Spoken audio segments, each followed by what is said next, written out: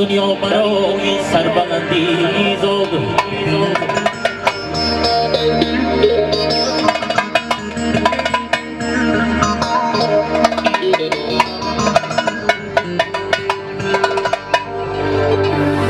مرا مادر در این دنیا برای سربلندی زد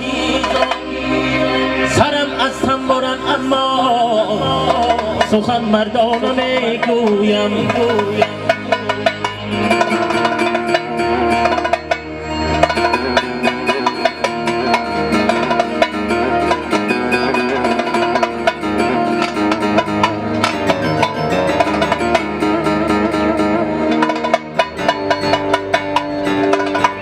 پیاله اگر شود خالی جهان ویرانه میگردد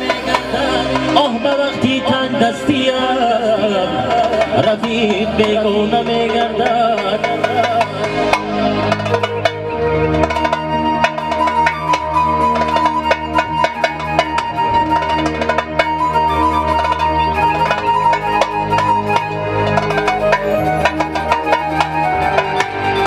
مرا مادر در این دنیا برای سربلندی زد سرم از تنبرن اما سخن مردانه میگویم سخن مردانه میگویم سخن مردانه میگویم وگر به باغ برن مشکیم برا سارا بدامی خیش کشم آهوانی صحرا را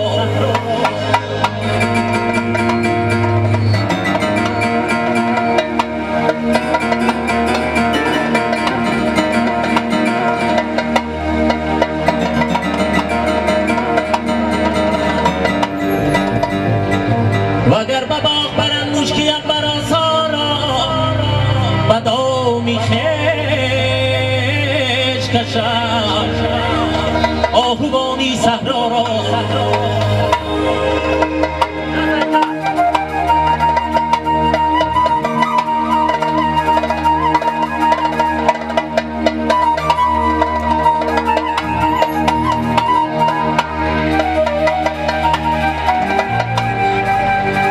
وگر با مرحمتی خیش